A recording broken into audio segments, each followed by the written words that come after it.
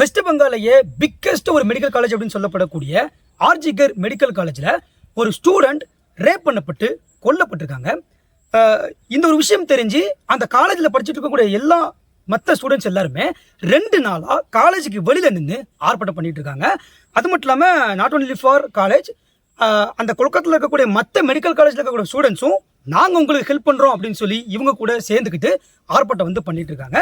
இந்த ஒரு விஷயம் கொல்கத்தா, மகாராஷ்டிரா மட்டும் இல்லாமல் இன்னைக்கு இந்தியாவே திரும்பி பார்க்க வச்சிருக்கு. என்னதான் நடந்துட்டு இருக்கு, எதுக்காக இந்த அளவுக்கு ஆர்ப்பாட்டம் பண்ணப்பட்டு இருக்காங்க, உண்மையிலேயே அந்த காலேஜுக்கு நடக்கக்கூடிய விஷயங்கள் என்ன, இது எல்லாத்தையுமே இன்னைக்கு நம்ம இந்த ஒரு வீடியோ டீட்டெயிலாக பார்க்க போகிறோம். ஸோ எல்லாருமே இந்த ஒரு வீடியோவை ஸ்கிப் பண்ணாம கடைசி வரைக்கும் பாருங்க. சரி, வாங்க பார்க்கலாம். ஆரம்பிக்கலாங்களா?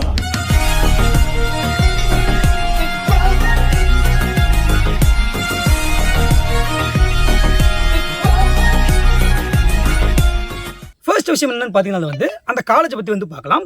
இது 138 வருஷமா இந்த காலேஜ் பழம்பெரும் காலேஜ்னு சொல்லிக்கிட்டு இருக்காங்க. RG Kar medical college. ஸோ இது கொல்கத்தாவில் இருக்குது. இந்த காலேஜில் பிஜி படிச்சுட்டு இருக்கக்கூடிய ஒரு பொண்ணு, இவங்க பேர் என்ன அப்படிங்கிறத நான் கீழே கேப்ஷனில் போட்டுறேன், நான் சொல்ல விரும்பல. இவங்க பிஜி படிச்சுக்கிட்டு அங்கே ட்ரைனிங் பண்ணிட்டு இருக்காங்க. இவங்க என்ன பண்ணியிருக்காங்க பார்த்தீங்கன்னா, வியாழக்கிழமை ஷிஃப்ட்டு முடிச்சுட்டு தூங்குறதுக்காக போயிருக்காங்க.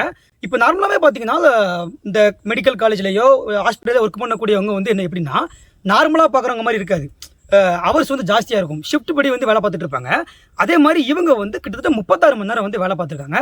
வேலை பார்த்து முடிச்சுட்டு எல்லாம் முடிஞ்சுது, கேன்டீனுக்கு போயிட்டு அவங்களோட ஜூனியர்ஸோட சாப்பிட்டுட்டு வெள்ளிக்கிழமை காலையில் 2 மணிக்கு ஹாலில் ரூமில் தூங்கலாம் அப்படின்னு சொல்லி பார்க்கும்போது அங்கே ரூம் எதுவும் ஃப்ரீ இல்லை போல. ஸோ ஃப்ரீ இல்லைன்ட்டு இவங்க என்ன பண்ணியிருக்காங்க அப்படின்னா, செமினார் ஹாலில் போய் தூங்கலாம் அப்படின்னு சொல்லிட்டு 2 மணிக்கு செமினார் ஹாலில் போய் தூங்கியிருக்காங்க. ஸோ இவங்க தூங்க போயிட்டாங்க. மறுநாள் காலையில் பார்க்கும்போது அந்த ஹாலில் இவங்க பிணமா கிடக்குறாங்க. இந்த ஒரு விஷயம் மிக பெருசாக வெடிக்க ஆரம்பிக்குது. இந்த உடலை எடுத்துட்டு போய் பிரேத பரிசோதனை பண்ணுறாங்க. அந்த பிரேத பரிசோதனையில் ஃபர்ஸ்ட்டு ரிசல்ட் என்னன்னு பார்த்தீங்கன்னா, இவங்க 3 to 6 மணிக்குள்ள கொல்லப்பட்டிருக்காங்க. அது மட்டும் இல்லாமல் கொடூரமாக ரேப் பண்ணப்பட்டு கொல்லப்பட்டிருக்காங்க அப்படின்னு சொல்லி சொல்கிறாங்க. கொஞ்சம் யோசிச்சு பாருங்க. 2 மணிக்கு தான் நான் அந்த ஹாலுக்குள்ளே போனாங்கன்னு சொல்லி சொன்னேன். 2 மணிக்கு போனவங்க 3 மணிக்கு ரேப் பண்ணப்பட்டு கொல்லப்பட்டிருக்காங்க அப்படின்னா எந்த அளவுக்கு பிளான் போட்டு ஸ்கெட்ச் போட்டு இவங்க பண்ணியிருக்காங்கன்னு சொல்லி பாருங்க. இப்போ நீங்கள் எல்லாருமே கேட்கலாம், ஏண்டா இப்படி பண்ணியிருக்காங்கன்ற, அப்போ அங்கே ஒன்றும் சிசிடிவி கேமரா இல்லையா, அங்கே யார் உள்ளே போய் போனா அப்படிங்கிறத தெரியாதா அப்படின்னு சொல்லி கேட்டிங்கன்னா, அவ்வளோ பெரிய காலேஜில் சிசிடிவி கேமராஸ் இருக்குது. அதில் எந்த கேமராவுமே ஒர்க் ஆகலை அப்படின்னு சொல்லி சொல்கிறாங்க. இந்த ஒரு விஷயத்த சொன்னது யாரும் பார்த்திங்க அப்படின்னா, அந்த காலேஜில் படிக்கக்கூடிய ஒரு எம்பிபிஎஸ்ல தேர்ட் இயர் படிச்சுட்டு இருக்கக்கூடிய ஒரு பையன். ஸோ அவர் தான் இன்டர்வியூ கொடுத்துருந்தாரு. நான் அதை தான் உங்கள்கிட்ட சொல்லிக்கிட்டு இருக்கேன். இவர் இவ்வளோ வேகட்டமாக பேசுகிறாரு. இவ்வளோ பெரிய காலேஜில் நாங்கள் படிச்சுட்டு இருக்கோம். ஃபீமேல் ஸ்டூடெண்ட்ஸ் இருக்காங்க, மேல் ஸ்டூடெண்ட்ஸ் இருக்காங்க. மேல் ஸ்டூடெண்ட்ஸுக்கே அந்த அளவுக்கு சேஃப்டி இல்லை. இங்கே சிசிடிவி கேமரா ஒர்க் ஆகாது, எவன் உள்ளே வராங்க போகிறாங்கிறது தெரியாது. இப்படி தான் நடந்துட்டு இருக்கு. காணக்குறைக்கு ஃபீமேல் ஸ்டூடெண்ட்ஸ் இருக்காங்க, அவங்களுக்கும் சேஃப்டி இல்லை இப்படின்னு சொல்லி அந்த ஸ்டூடெண்ட் சொல்கிறாரு. அது மட்டும் இல்லாமல் இப்போ அந்த ஸ்டூடெண்ட்ஸ்லாம் இருக்காங்க பார்த்தீங்களா, இவங்க ட்ரைனிங்லாம் பண்ணிட்டு இருந்திருப்பாங்க, அந்த ஹாஸ்பிட்டலில் தான் ஒர்க் பண்ணிட்டு இருந்திருப்பாங்க.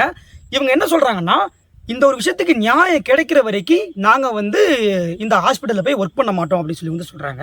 இப்போ இப்படி ஆர்ப்பாட்டம் பண்ணிட்டு இருக்காங்கல்ல. ஸோ இந்த ஸ்டூடெண்ட்ஸ்லாம் போய் விசாரிக்கும் போது அவங்க என்ன சொல்கிறாங்கன்னா, இந்த காலேஜில் சரியான ஃபெசிலிட்டிஸ் இல்லை அப்படின்னு சொல்லி சொல்கிறாங்க. அது மட்டும் இல்லாமல் இந்த நான் ஸ்டார்டிங்கில் சொன்னல சிசிடிவி கேமராஸ்லாம் ஒர்க் ஆகலை அப்படின்னு சொல்லி, ஸோ அதுவும் முக்கியமான காரணம். இந்த ஒரு விஷயத்தை ஃபிக்ஸ் பண்ணணும் அப்படின்னு சொல்லி சொல்கிறாங்க. அது மட்டும் இல்லாமல் இப்போ இவங்க கொல்லப்பட்டாங்கல்ல, இவங்க கொல்லப்பட்ட உடனே ஒரு குறிப்பிட்ட நபரை சந்தேகப்பட்டு கைது பண்ணிட்டாங்க. இந்த கைதுப்பட்ட நபர் அப்பப்போ ஹாஸ்பிட்டல் வந்துட்டு போய்கிட்டு இருப்பாராம். அவருக்கும் அந்த ஹாஸ்பிட்டல் நிர்வாகத்துக்கும் இடையில ஏதோ தொடர்பு இருக்குது அப்படின்னு சொல்லி சொல்கிறாங்க. இதனாலேயே இந்த அதிகாரிகள் எல்லாருமே இந்த ஒரு கேஸை மூட பார்க்குறாங்க அப்படின்னு சொல்லி அங்கே இருக்கக்கூடிய ஸ்டூடெண்ட்ஸ் சொல்கிறாங்க. இப்போ எனக்கு என்னன்னா, ஒரு வெளியால் காலேஜ் கேம்பஸ்குள்ளே போய் அங்கே இருக்க செமினார் ஹாலில் இருக்கக்கூடிய ஒரு பொண்ணை ரேப் பண்ணிட்டு வெளியே வந்திருக்கான். கிட்டத்தட்ட இந்த சம்பவம் நடந்து 2 நாள் ஆகுது. இன்னைக்கு வரைக்கும் அந்த காலேஜ் நிர்வாகம் பார்த்துக்கிட்டா எந்த ஆக்ஷனுமே எடுக்கல.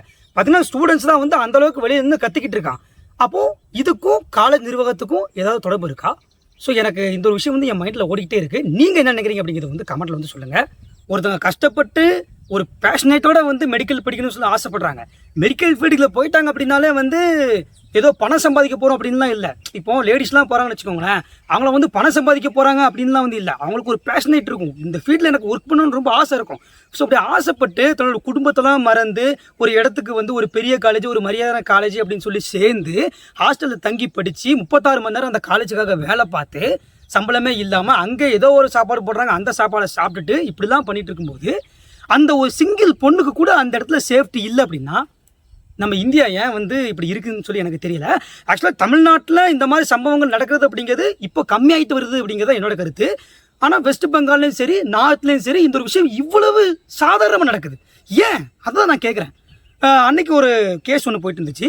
ஏதோ ஒரு வெளிநாட்டுக்காரங்க வந்து நம்ம இந்தியாவுக்கு வந்திருக்காங்க. அவங்க வந்திருக்கும்போது அந்த ஒரு கணவனும் மனைவியும் வந்திருக்காங்க. அந்த கணவருக்கு வந்து வயசு ஜாஸ்தியாக இருக்குன்னு சொல்கிறாங்க.